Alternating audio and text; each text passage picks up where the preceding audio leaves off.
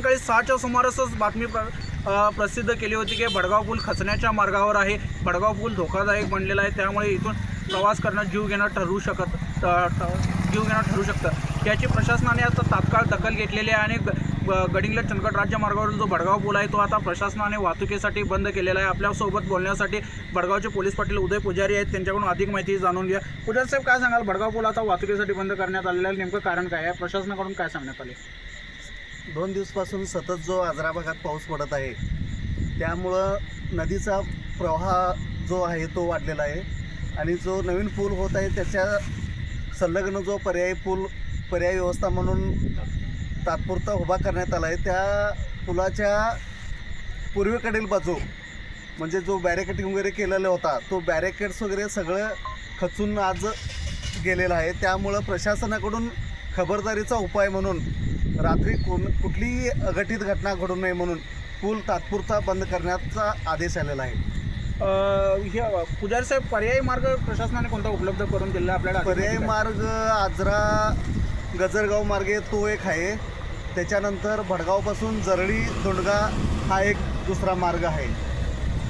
वसंतांना आम्ही सकाळी मगाशी 6च्या सुमारास एक व्हिडिओ प्रसिद्ध केला होता, त्यानंतर प्रशासनाने तात्काळ दखल घेतलेली आहे। सध्या भडगाव पुलाच्या बांधकामाची परिस्थिती काय आहे? सध्या पावसाचं प्रमाण वाढल्यामुळं आणि पाण्याचं पातळी वाढत असल्यामुळे खबरदारी म्हणून प्रशासनानं आदेश दिला आहे। पोलीस पाटलांना मान्य उदय पुजारी यांना आदेश दिला आहे की आपण आपत्ती व्यवस्थापन भडगावच्या आपत्ती व्यवस्थापन कमिटीने इथं थांबून राहा आणि गाड्यावर रात्रीचं कुणाला जाऊ देऊ नका, कारण रात्री गावात काही वेगळं अपघात होऊ शकते। त्यामुळे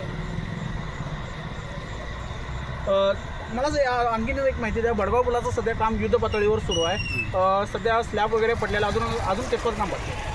अजून माझ्या मते अजून एक महिनाभर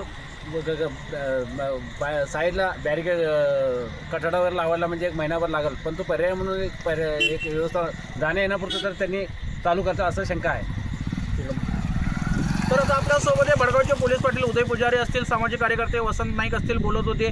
सत्यवार्ता न्यूजने सकाळी सायंकाळी 6च्या सुमारासच बातमी प्रसिद्ध केली होती की जो पर्यायी मार्ग प्रशासनाने उपलब्ध करून दिलेला आहे तो पूर्णपणे निसरडा बनलेला आहे, त्याच्यावर कोणत्याही प्रकारची दुर्घटना घडू शकते, अपघात होण्याचा मोठा धोका निर्माण झालेला आहे। तसेच भडगाव पुलाचं जे नवीन पुलाचं काम सुरू आहे ते अजून सध्या रेंगाळलेलं आहे, हे अजून पूर्णत्वास गेलेलं नाही। त्यामुळे जो पर्यायी मार्गावर जो ताण आलेला आहे आणि या ताण आलेला आणि त्याच वेळी या भडगाव पुलाच्या नदीच्या पाणीची पातळीसुद्धा वाढलेली आहे, त्यामुळे ह्या पाणी पातळी वाढल्यामुळे पर्यायी मार्गावर सुद्धा पाणी येण्याची दाट शक्यता निर्माण झालेली आहे आणि त्यामुळे हा जो पर्यायी मार्ग दिलेला आहे तो सध्या पूर्णपणे धोकादायक बनलेला आहे। नागरिकांच्या काळजीसाठी आणि कोणतीही दुर्घटना घडू नये यासाठी प्रशासनाने हा मार्ग तात्पुरत्या स्वरूपात बंद केलेला आहे। त्यामुळे नागरिकांनी इथून जाताना सतर्कता बाळगणं गरजेचं आहे किंवा पर्यायी मार्गाचा वापर करणं गरजेचं आहे। सत्यवार्ता न्यूजसाठी धनंजय शेट्टे, गडिंग्लज। त्याचबरोबर सत्यवार्ता न्यूजच्या लेटेस्ट अपडेट पाहण्यासाठी सत्यवार्ता न्यूजला लाईक करून सबस्क्राईब करायला विसरू नका। धन्यवाद।